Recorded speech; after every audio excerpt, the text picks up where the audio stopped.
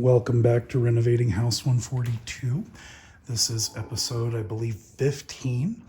And today I worked on getting the bench cleared off and repairing the outlets that weren't working properly. So this one wasn't working at all, and this one was kind of iffy. I need to figure out something different to do with my Wi-Fi booster, but we'll deal with that later. But you might be wondering what happened to all the stuff that was on there. Well, I came across in our storage unit an extra set of rolling shelves, so I put that up. And I'm actually recording this at night tonight because I put up something kind of cool today. I have been continuing to chip away at the paint pile. We're getting there.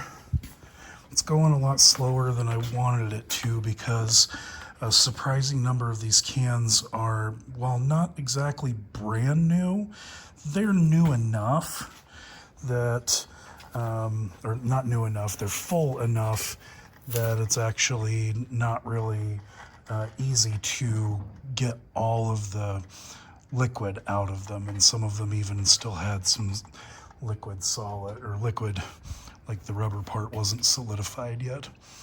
But I'm filming at night tonight because you may notice this is still lit up now that I've shut off the lights inside. And no, that is not lit up because of the garage door opener.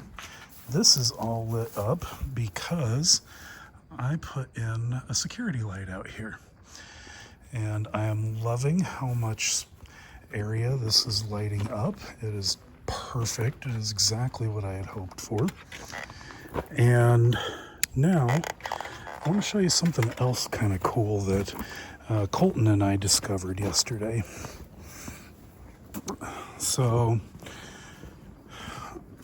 one of the drawbacks that I've found is that the shop does not have a gas line to it. And that kind of concerned me because, you know, to dig all the way from the meter over here, clear over to the shop, that was kind of not a great time for me. However, when I came over here, I see that there is this offshoot from the main gas line going into the house. And I thought, well, that's got to go somewhere, doesn't it? Well, Colton and I were digging around, well, not digging, but we were looking around, just kind of evaluating things. And I was telling him that I want this post, this lamp post out of here. And then we got to looking at it, and I'd never looked at it closely before, but we are fairly certain that that is a gas torch. Like a natural gas torch. And we thought, well, if that line runs from the gas line at the house all the way underground to this thing, well, that would mean I wouldn't have very far to dig to get it into the shop. And then we said, hey, wait a second. Let's look at this little grill. And we come over, get to looking, and sure enough, if you look down in that little hole under there, you can see a pipe coming up. And it's kind of hard to tell, but there appears to be a gas line into this grill thing. And that's only like 6 feet, five or 6 feet from the grill to the shop. And just dig down a few feet.